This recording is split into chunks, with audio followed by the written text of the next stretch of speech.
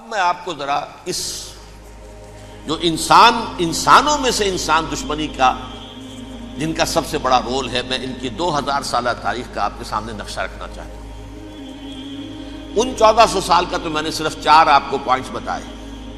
موسیٰ سے عیسیٰ تک 1400 برس علیہم الصلوۃ والسلام، 2 مرتبہ عروج، 2 مرتبہ زوال، اشیریوں کے ہاتھوں پٹوائی، بابلیوں کے ہاتھوں پٹانا، گریکس کے ہاتھوں مرمت، رومنز کے ہاتھوں مرمت۔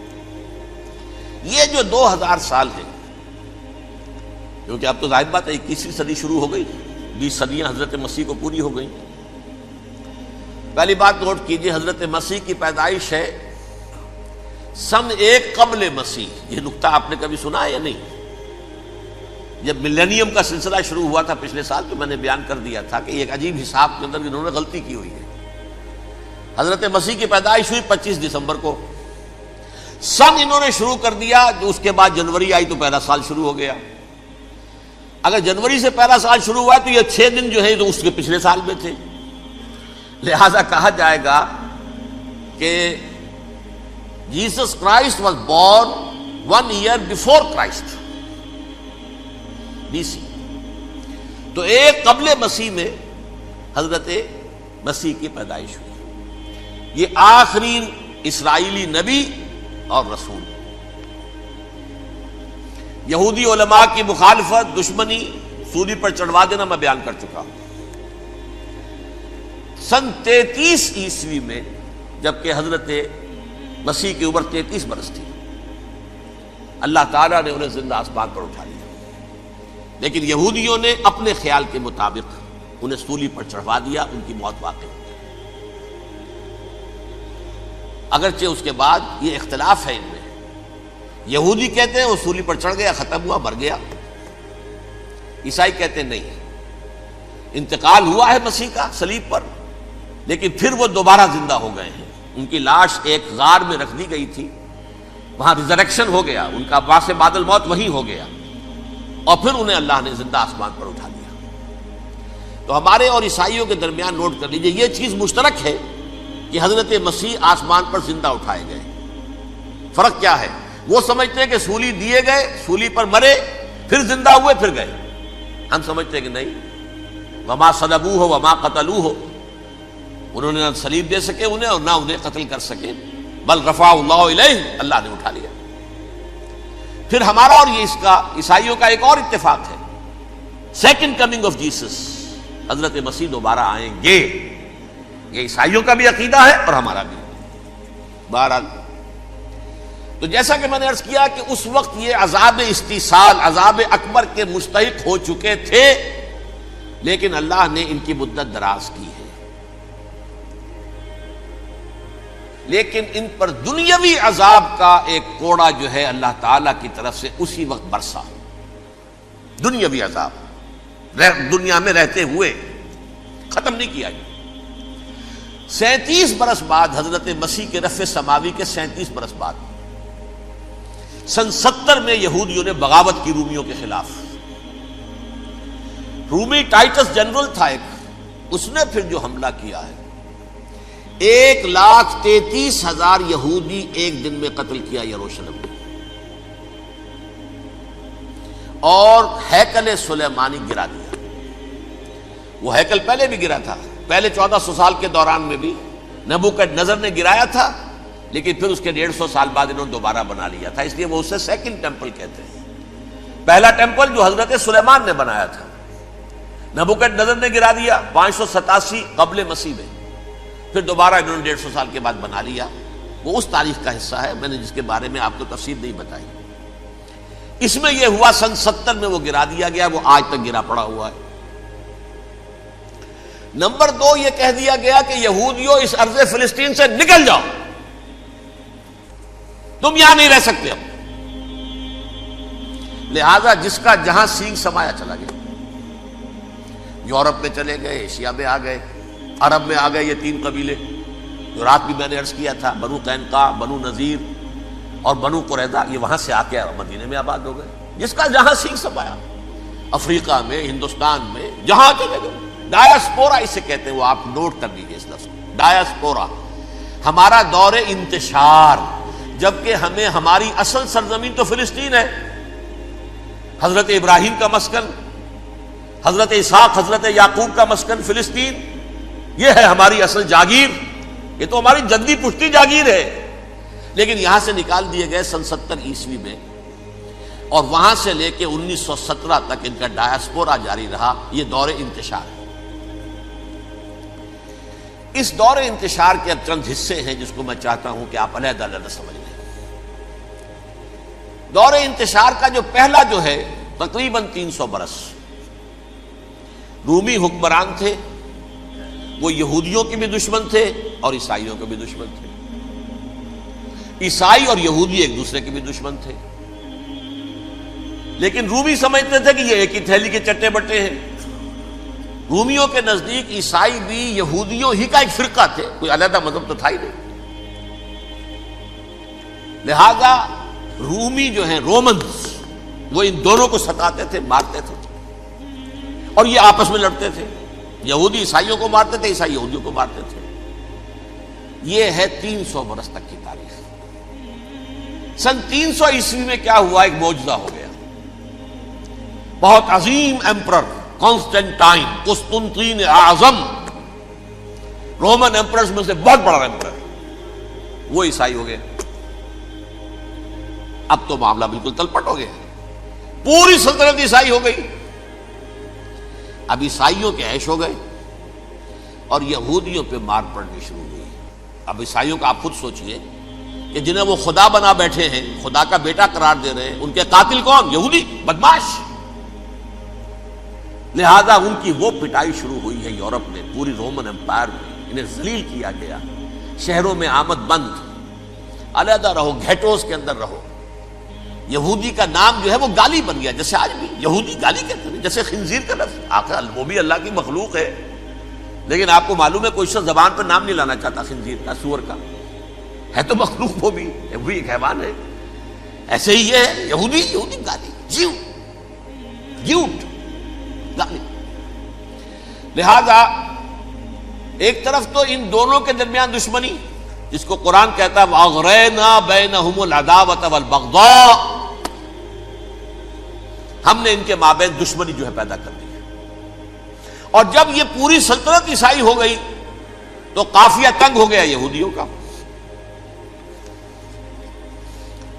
اب آئیے 571 عیسوی، یعنی جبکہ ڈایاسپورا کو کتنا عرصہ ہو چکا تھا؟ 500 برس۔ سن 70 سے شروع ہوا ڈایاسپورا، جب ٹائٹس نے گرایا ہے ہیکل کو اور نکال باہر کیا انہیں فلسطین سے، بھاگ جاؤ یہاں ایک یہودی بھی نہیں رہے گا، فلسطین سے نکال دیے گئے۔ اس کے پورے 500 برس بعد سن 571 عیسوی میں حضور کی پیدائش ہوئی، ولادت باسعادت محمد الرسول اللہ صلی اللہ علیہ وسلم۔ 610 میں آپ پر وحی کا آغاز ہوا، لیکن حضور کے ساتھ ان کا معاملہ کیا رہا؟ اول تو جبکہ حضور ابھی مکے ہی میں تھے، یہودیوں نے ریشہ دوانیاں شروع کر دی حضور کے خلاف۔ قریش مکہ کو سکھاتے تھے، پڑھاتے تھے، ان سے یہ پوچھو، ان سے یہ پوچھو، انہیں اس طرح تنگ کرو، ان سے یہ امتحان لو، یہ آپ کے علم میں ہے۔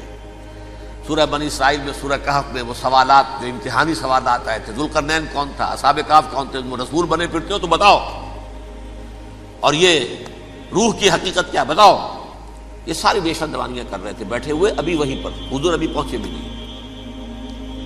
ہجرت فرما کر حضور تشریف لے آئے تو حضور نے، جسے ماسٹر سٹروک کہا جائے گا، یعنی اسٹیٹس مین شپ کا ماسٹر سٹروک، آپ نے مدینے میں آتے یہودیوں کے ساتھ پیکٹ کر دیا، جوائنٹ ڈیفنس پیکٹ آف مدینہ، کہ اگر مکے والے ہم پر حملہ کریں گے تو ہم مل جل کر ایک قوم کی حیثیت سے مقابلہ کریں گے۔ یہ میثاق مدینہ کہلاتا ہے، جس کے بہت غلط معنی پہنائے جا رہے ہیں آج کل۔ بہرحال میں موضوع میرا چونکہ یہ نہیں، میں ادھر نہیں جاؤں گا، لیکن ہوا کیا؟ ہر مرتبہ یہ خیانت کے مرتکب ہوئے، ان نے جو عہد کیے تھے ان سے پھرے، اندر ہی اندر سازش، ریشہ دوانی، حضور کی بدترین دشمنی۔ سورہ نساء کی آیت نمبر 12 میں 13 میں فرمایا ہے لا تزال تطلع علی خائنۃ منہم، اے نبی ہمیشہ آپ کے علم میں ان کی طرف سے خیانتیں، بددیانتیاں آتی رہیں گی. اور بار بار وہ مسلسل جنگ کی آگ بھڑکاتے تھے. قریش کو دعوت دیتے، آؤ آؤ آؤ ہم اندر سے بغاوت کر دیں گے، تم آؤ تو صحیح، ختم کریں محمد کو اور اہل ایمان کو صلی اللہ علیہ وسلم رضی اللہ تعالی عنہ اجمعین. لیکن پھر جب وہ آتے تھے تو یہ دبک جاتے تھے، ان میں ہمت نہیں تھی. میدان کے مرد نہیں رہے تھے. کہ سورہ حشر میں ان کا نقشہ کھینچا گیا ہے. کھلے میدان میں مقابلے کی اس کے اندر صلاحیت ہی نہیں. یہ تو فصیلوں کے پیچھے سے، جیسے عورتیں کہیں دیہات میں لڑائی ہوتی ہے تو مرد جو ہے گلیوں میں لڑتے ہیں، عورتیں اوپر سے پتھر پھینکتی ہیں، بس وہ کام یہ کر سکتے تھے. من ورائے جدر، فصیلوں کے پیچھے سے، جنگ میں میدان میں نہیں آ سکتے. بہرحال قرآن مجید میں ہے یہ سورہ مائدہ کی آیت نمبر 64، کلما اوقدوا نارا للحرب اطفاها اللہ. اکثر و بیشتر مواقع پر تو یہ جب آگ بھڑکاتے تھے جنگ کی، اللہ اسے بجھا دیتا تھا. لیکن بہرحال اس کے باوجود جنگیں ہوئی، غزوہ بدر، غزوہ احد ہوئی کہ نہیں؟ یہ ساری اصل شرارت ہوئی. اور اس کے نتیجے میں حضور نے پھر ایک ایک کر کے 3 قبیلوں کو سزا دی.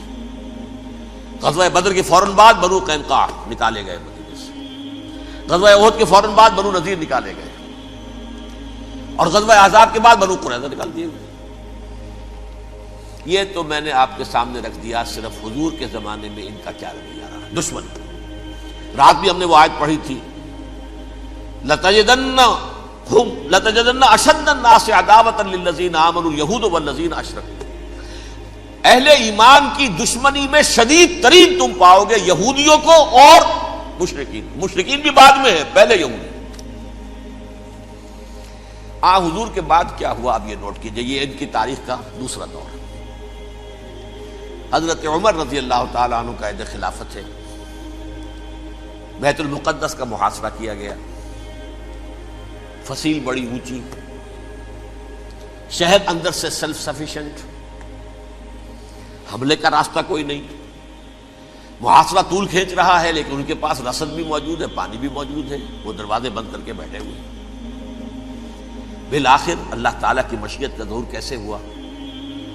ان کے کچھ علماء آئے فصیل پر، کہا دیکھو مسلمانوں، تم قیامت تک بھی یہاں پڑے رہو گے محاصرہ کر کے، ہمارا یہ شہر فتح نہیں ہوگا. ہاں ایک درویش بادشاہ کے ہاتھوں یہ شہر فتح ہونا ہے، لیکن تمہارے اندر ہمیں وہ نظر نہیں آ رہا. ابو عبیدہ بن الجراح رضی اللہ تعالی عنہ، امین هذه الامہ، ان کا فوراً ذہن گیا وہ درویش بادشاہ مدینے میں بیٹھا ہوا ہے، عمر رضی اللہ تعالی. اب ایک اور عمر بھی ہے جو قندھار میں بیٹھا ہے. نقشہ وہی ہے، سادگی کی حد تک نقشہ وہی ہے، بالکل وہی، اپنی آنکھوں سے دیکھا ہے، وہی سادگی. عمر اول، عمر ثانی تھے عمر بن عبد العزیز. اب ایک اللہ کے فضل سے اللہ تعالیٰ ایدہ اللہ بنصرتہ، اللہ تعالیٰ ان کی نصرت فرمائے، دشمنوں کو ان کے مقابلے میں نیست و نابود کرے. انہوں نے ریکویسٹ بھیج دی کہ حضور تشریف لائیے، یہ شہر فتح ہو جائے گا.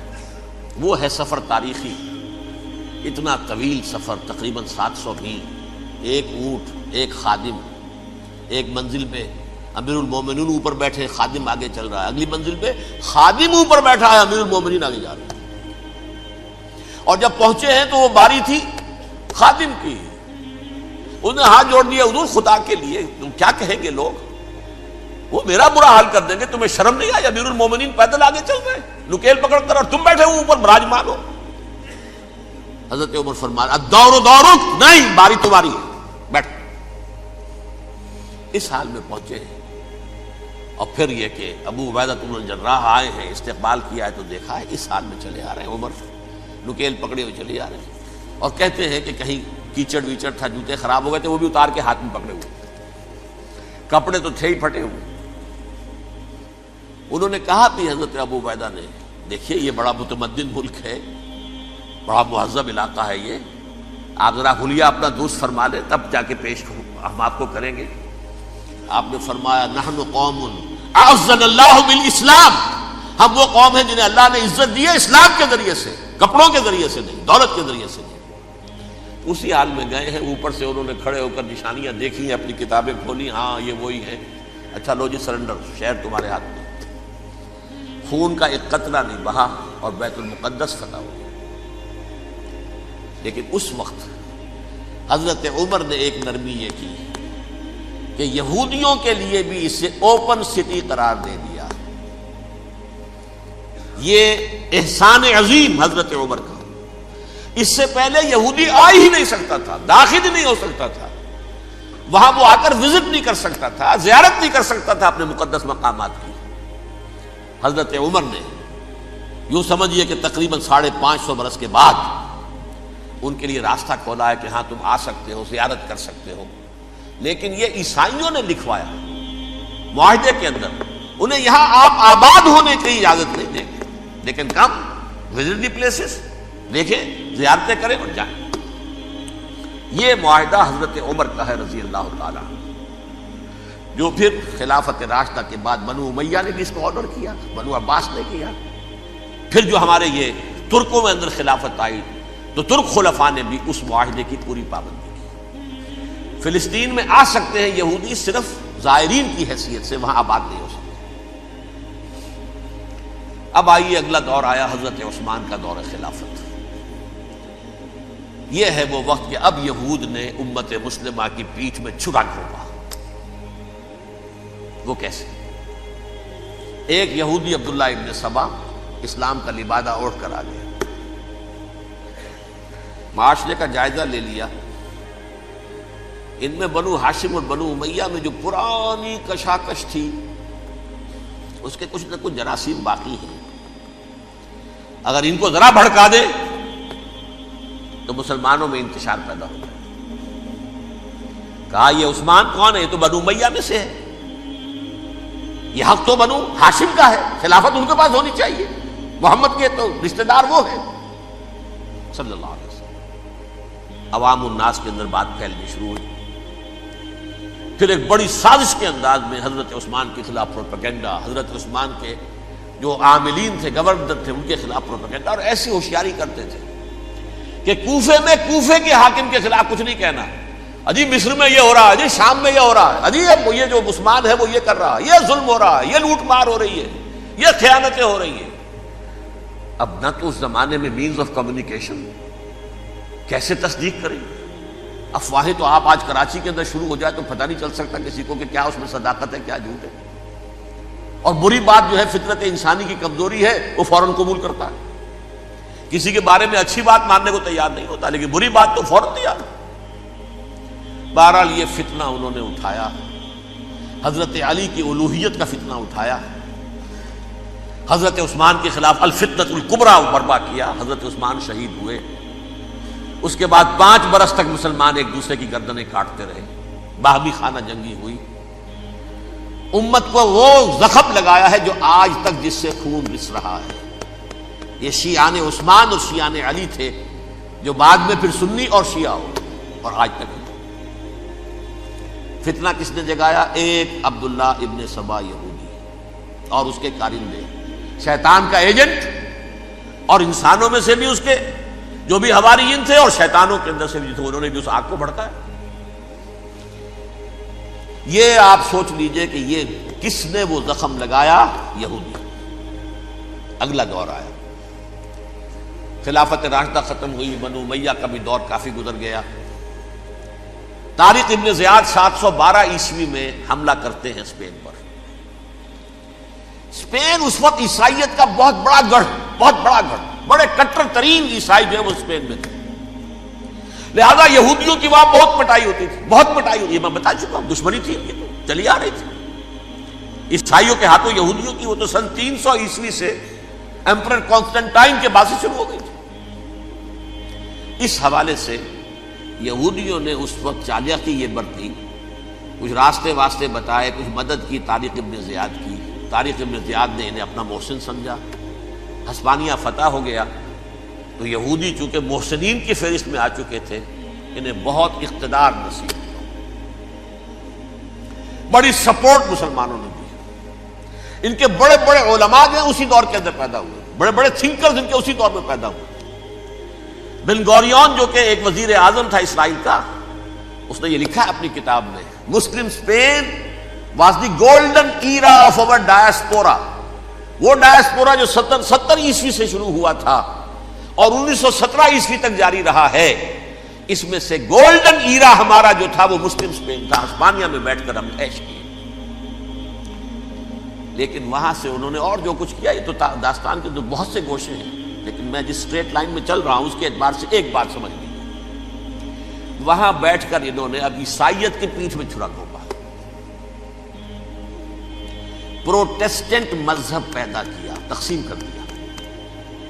جیسے شیعہ سنی کی تقسیم، عبداللہ ابن سبا، رومن کیتھولک اور پروٹیسٹنٹ کی تقسیم، یہودی علماء.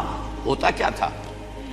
ہسپانیہ کی یونیورسٹیاں ہیں، کارڈووا میں ہے، ٹولیڈو میں ہے، گریناڈا میں ہے، غرناطہ، قرطبہ، تولیتلا، اور وہاں آتے تھے لوگ. فرانس سے چلے آ رہے ہیں نوجوان پڑھنے کے لیے، جرمنی سے چلے آ رہے ہیں، اٹلی سے چلے آ رہے ہیں. 3 ہی ملک قریب ترین پڑھتے ہیں سینٹرل جو یورپ کے ہیں. یہاں پر جو ہے وہ اسلام جو نور پھیلا رہا تھا اس سے بھی مستفیض ہوئے. جہالت کے جو ہے پردے ان کے وہ چھٹے. اس کے ساتھ ہی وہ یہودی وہاں ان کے اندر جو جراثیم داخل کر رہے تھے وہ اس عیسائیت کے خلاف بغاوت تھی جو اس وقت دنیا میں عیسائیت اس وقت تھی. پوپ کا راج تھا دنیا میں اس وقت. یورپ میں جو عیسائیت تھی اس میں ایک طرف بادشاہ تھے، لیکن بادشاہوں کی حیثیت وہاں پر یوں سمجھ لیجئے کٹ پتلیوں کی تھی. اصل قوت پوپ کے ہاتھ میں تھی. اور پوپ کو انہوں نے جیسے قرآن نے کہا اتخذوا احبارهم ورهبانهم اربابا من دون اللہ، کیونکہ سینٹ پال نے شریعت موسوی ساقط کر دی تھی تو اب شریعت تھی ہی نہیں. پوپ کو اختیار تھا جس چیز کو چاہے حلال قرار دے دے، جس چیز کو چاہے حرام قرار دے دے. اتخذوا احبارهم ورهبانهم اربابا من دون اللہ. انہوں نے کہا صاحب یہ پوپ کس بلا کا نام ہے، یہ بھی انسان ہے. بات تو ٹھیک تھی نا. اصل حیثیت تو کتاب کی ہونی چاہیے، ڈیوائن بک، دی ریویلڈ اسکرپچر. لہذا اور یہ کتاب ہر شخص پڑھ سکتا ہے.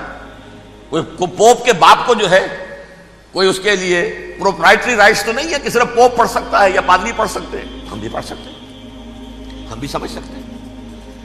یہ باتیں تھی کہ جن کو بڑھا چڑھا کر بیان کر کے اور پوپ کا اقتدار ختم کرا دیا اور توجہ مرکوز کر دی بائبل کی طرف. اب بائبل میں بڑا حصہ تو اولڈ ٹیسٹامنٹ کا ہے. نتیجہ کیا ہوا؟ یہود کی عظمت پروٹیسٹنٹس کے نزدیک مسلم ہو گئی. اصل قوم تو یہ ہے. وہ دشمنی بدلی کہ نہیں بدلی؟ موسیٰ کے امتی یہ ہے، تورات موسیٰ کو دی گئی، ابراہیم کی نسل یہ ہے. لہذا وہ جو دشمنی تھی، جو عداوت تھی کہ ہمارے خدا کو سولی چڑھانے والے ہیں یہ بدماش، اس کا ازالہ ہوا اس پروٹیسٹنٹ مذہب کے نتیجے میں. یہ میں اب آپ کو بتاتا ہوں کہ ایک نتیجہ وہ نکلا ہے جسے برٹرنڈ رسل نے بیان کیا ہے. اس کی کتاب ہے ان پریز آف آئیڈلنس، صفحہ 108. وہ لکھتا ہے the Christians retaining the Judaic belief in special revelation added to it the Roman desire for worldwide domination and the Greek taste for metaphysical subtleties. The combination produce the most fiercely persecuting religion that the world has yet known. یہ 3 چیزیں آ کر عیسائیت میں مل گئی. ایک تو جب یہ اولڈ ٹیسٹامنٹ جو ہے وہ ان کے ہاتھ میں آ گئی، اور اس کے میں کچھ آپ کو بتا دیتا ہوں کہ اولڈ ٹیسٹامنٹ کی تعلیمات، کیونکہ یہ اولڈ ٹیسٹامنٹ جو ہے یہ محرف تھی. اصل تورات تو گم ہو گئی تھی 587 قبل مسیح میں، جب پہلی مرتبہ ہیکل جو ہے تباہ ہوا ہے اس وقت ختم ہو گئی تھی. اس کے کوئی 150 سال کے بعد انہوں نے یادداشتوں سے مرتب کر کے لکھی ہے. اب اس میں ان کے اپنے خیالات، اپنے امانی، اپنی توجیحات وہ شامل ہو گئی. لہذا میں آپ کو حوالے دیتا ہوں اس کتاب کے اندر مظالم کی جو تعلیم دی گئی ہے اہل کتاب نے اپنے مظالم قتل عام کے جواز کے لیے تورات میں تبدیلیاں کی اور پیغمبروں پر دہشت ناکی اور بدترین حرام کاری کے الزامات لگائے. سنیے، پہلا حوالہ ہے یہ گنتی باب 31 آیات 17-18. اس لیے ان بچوں میں جتنے لڑکے ہیں سب کو مار ڈالو، اور جتنی عورتیں مرد کا منہ دیکھ چکی ہیں ان کو بھی قتل کر ڈالو، لیکن ان لڑکیوں کو جو مرد سے واقف نہیں اور اچھوتی ہیں اپنے لیے زندہ رکھو. یہ کسی اللہ کی کتاب کا یہ جملہ ہو سکتا ہے؟ کسی ریویل بک کا؟ اور سنیے، یہ ہے استثناء ڈیٹرانومی باب 20 آیت 16-18. پر ان قوموں کے شہروں میں جن کو خداوند تیرا خدا میراث کے طور پر تجھ کو دیتا ہے، کسی ذی نفس کو جیتا نہ بچا رکھنا، جیسا خداوند تیرے خدا نے تجھ کو حکم دیا بالکل نیست کر دینا. مرد، عورتیں، بچے، بوڑھے سب ختم. یہ کتاب مقدس ہے. اور سنیے، سموئیل باب 27 آیت نمبر 9. اور داؤد نے اس سرزمین کو تباہ کر ڈالا اور عورت مرد کسی کو جیتا نہ چھوڑا. نمبر 4، ان سب آباد شہروں کو ماں، عورتوں اور بچوں کے بالکل نابود کر ڈالا. کتاب استثناء باب 3 آیت 6. یہ ہے جو کہہ رہا ہے برٹرینڈ رسل، کرسچینٹی میں آ کر اب یہ تین چیزیں شامل ہو گئی. ایک تو یہ باربیرین یہ تعلیم جو ہے، اور یہ مذہب کے نام پہ تعلیم، یہ کتاب مقدس کی تعلیم. نمبر 2، رومنز کے اندر جو ایک تمنا تھی ورلڈ ڈومینیشن کی، وہ عیسائیت کے اندر آ گئی.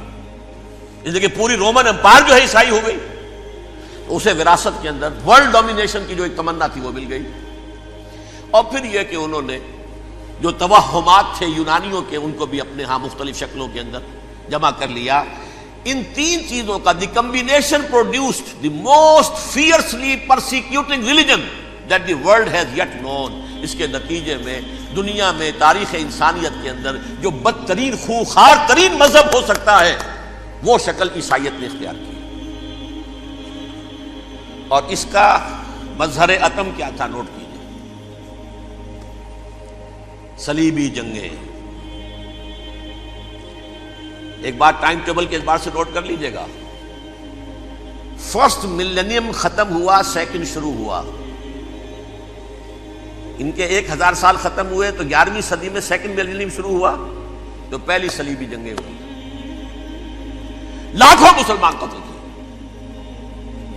صرف یروشلم کے اندر اتنا خون بہایا ہے کہ خود ان کے ہسٹورینز لکھتے ہیں کہ جب ان صلیبیوں نے جب گھوڑوں کے ساتھ وہ چل رہے تھے گلیوں میں، تو ان کے گھوڑوں کے گھٹنوں تک خون کی ندی بہ رہی تھی. جہاں سے گزرے ختم کرتے چلے گئے، آبادیاں کی آبادیاں ختم کر. اگرچہ اس کروسیڈ میں گیہوں کے ساتھ گھن بھی پسا، یہودی بھی بہت مارے گئے. یہ فرانس سے، جرمنی سے جب یہ کروسیڈرز آ رہے تھے، 3000 میل کا سفر طے کر کے آئے تھے. سوچئے تو صحیح. اربن ثانی پوپ جو تھا، آگ لگا دی تھی اس نے پورے یورپ کے اندر. شرم سے ڈوب مرو، تمہارے مقدس علاقے مسلمانوں کے ہاتھ میں. انفیڈلز، یہ کافر، یہ مرتد، یہ ملحد. مسیح جہاں پیدا ہوا، مسیح کو جہاں سولی دی گئی، وہ کہاں ہے؟ ان کے ہاتھ میں. وہ آگ لگائی ہے. 3000 میل کا فاصلہ طے کر کے یہ لوگ قومیں آئی ہیں، اور جو تباہی مچائی ہے. تاریخ انسانی میں ایسی بربریت کی کوئی مثال. اور یہ ان کے اپنے ہسٹورینز لکھتے ہیں. شرم کے مارے ایسے محسوس ہوتا ہے جیسے ان کی گردنیں جھکی جا رہی ہیں.